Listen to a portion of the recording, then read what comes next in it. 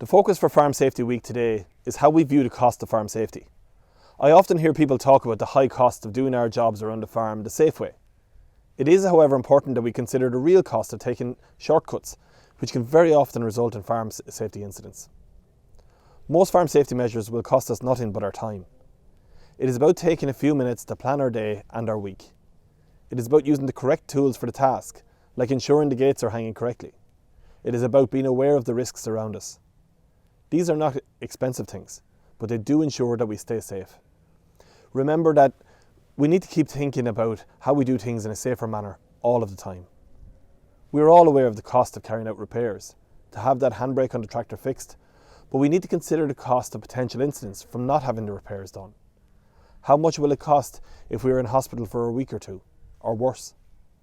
It is important to consider the cost of having an incident, the cost for our farm, for our families, and for our communities, particularly when the repairs are not carried out.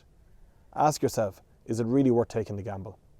So on this Farm Safety Week, remember to always think safety first, to farm safe and to stay safe.